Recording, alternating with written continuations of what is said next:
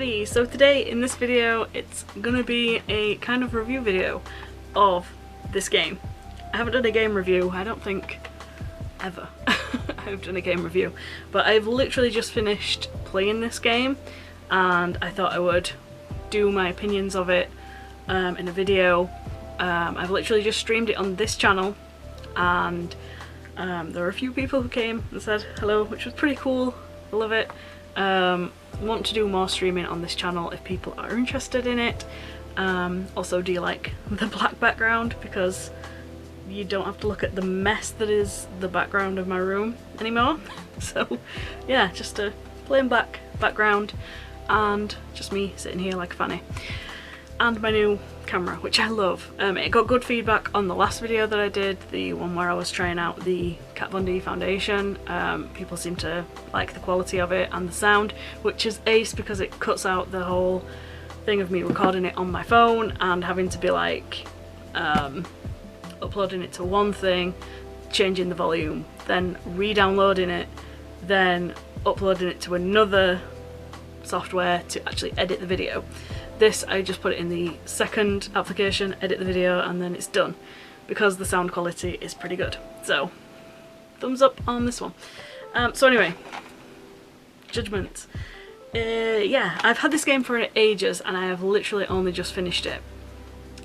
Because, I don't know, I kind of fell out of playing games on the PS4, and I don't know, I just didn't play it for a few months. I don't know why. So yeah, I've recently, over the past few weeks, decided I'm going to finish it. For the people who don't know, Judgment is part of the Yakuza kind of world. If you have played the Yakuza games, it's not that much different from playing this game. This game is very, very similar. You basically follow a guy here, this guy on the front cover, called Yagami. He is a ex-lawyer who now runs a detective agency, and he has a business partner called Kaito, who is one of the most likable tough guys in a game that I've kind of ever come across. So throughout the game you're kind of working on this case where you have to figure out who did these murders that are happening around. In the background you're kind of hearing about this AD9 kind of Alzheimer's medication that's kind of going on in the background, but then it all kind of comes together in a crescendo. The story I do like. There's not that many twists, I don't think. Usually you would expect a few twists or like a few of the main characters to die. I was all the way through I was expecting Kaito to die or Segura.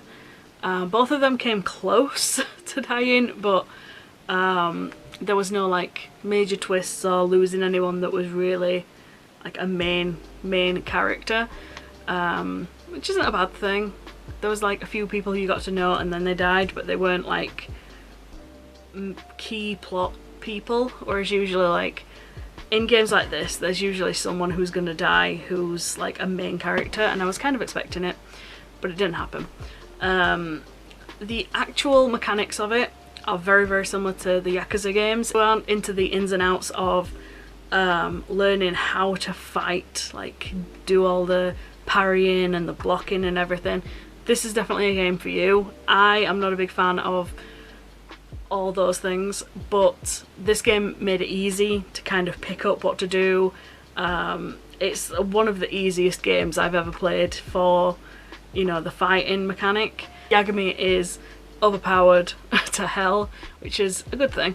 I don't know what, I can't remember what setting I had it on, probably the easiest setting, because I mainly like games for the storyline more than anything, so I don't tend to have it on the hardest difficulty.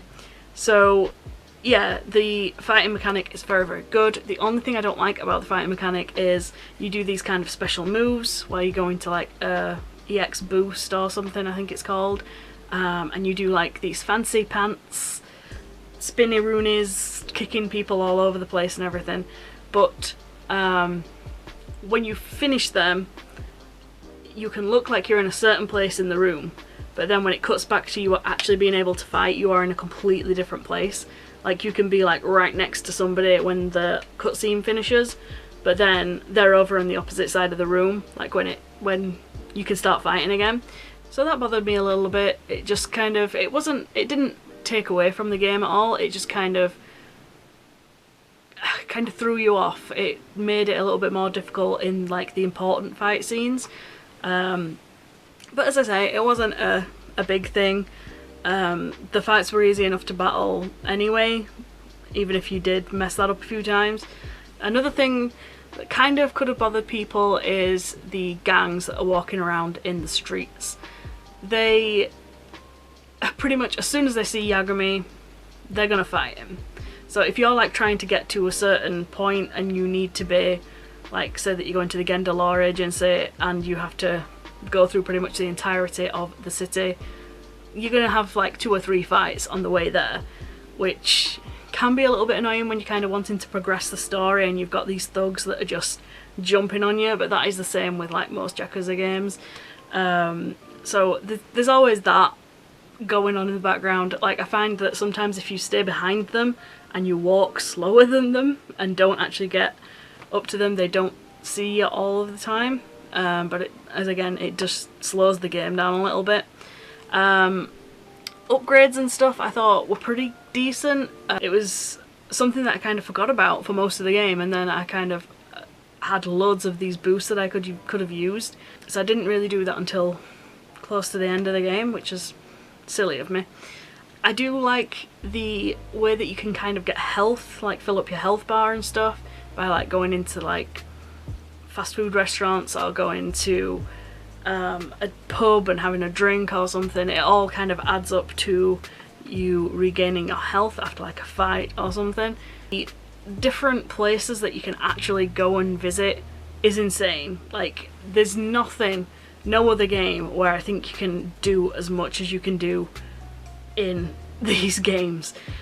There's casinos, there's, like, as I said, fooderies, there's bars, there's arcades, what else is there? There's like internet cafes, there's just so much to do. There's drone races, that's another thing. There's like a VR thing where you can kind of go into it and like play this game in VR in the game, which is really weird. But again, it's another mechanic that I don't think many games would do these days. But there's that, which I really liked. There's always something to do, even if you just feel like, I don't want to do the storyline for a while today, I just want to go and play on some claw machines and win some crap that you're never going to see again in the game. There's even like gacha machines in there, which I thought was really cool because I love gacha machines. You could just like put some of your money in, get a gacha, and it's like, ooh, a frog. And you're like, oh, I'm never going to do anything with it. Pretty much the same as you would in real life. So yeah, for how small the actual map is, the amount of stuff condensed into this map is insane. Like, there's nothing. It's not a big map. It's not a big map by anyone's standards, but the map, because there's that much to do, it feels huge. Like, I feel like there's some stuff in there that I haven't done. There's the Champions District, which is a place which I think I only visited twice in the entirety of my playthrough. But I don't know, it's just, I would like to go back to it, to not pay attention to the actual storyline, to just go up and down each street and look at everything that you can do in the game. I might do that at some point. I don't know if I'll stream it, but yeah. As for the story, it is cheesy. It is kind of a little bit predictable in places, but all in all, I do like the story. I think it gives you a kind of a moral dilemma of knowing like this drug is gonna help people, well, you think it's gonna help people, and then knowing that this drug is also killing people while it's being tested and everything. So it kind of gives you that, whose side are you on? Do you think that the murder of a few people to help this drug is a good thing to save millions of people, or do you think, you know, it shouldn't be done anyway? It's kind of the moral dilemma that they're going for. In the end, it kind of, I don't know, it works itself out. You do still, it kind of takes away the moral aspect of it at the end because the drug was never going to work. So I don't know, I would have preferred it if like the drug at the end would have actually worked and then you were left with this dilemma, this proper dilemma of like, was this all worth it kind of thing. But there you go. I think that's all I have to say about it. I do really like the game. I would highly recommend it. It's quite a long game, as most of the Yakuza games are. The graphics on it aren't the best by any stretch of the imagination. The graphics aren't good for a PS4 game anyway, but I don't think that's to the detriment of the game. I enjoyed it just as much as I would have if the graphics were incredible.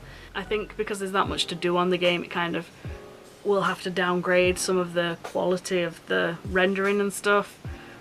I don't know. I'm not bothered by it. The thing with this game over the Yakuza games, it's actually dubbed, whereas like the Yakuza games are just subtitled. This one I do like because it does have the dubs, so I like that quite a lot. It was a nice little touch. So yes, that's it. That's my little review of the Judgment game. That is it. Thank you so much for watching. Please again let me know what you think of the background, what you think of the camera. Is it good? Is the background good? Yay? Nay? All good? Yay. Anyway, I'm gonna go now. Thank you so much for watching. Please subscribe, all that good stuff, and I'll see you all in the next one. Bye.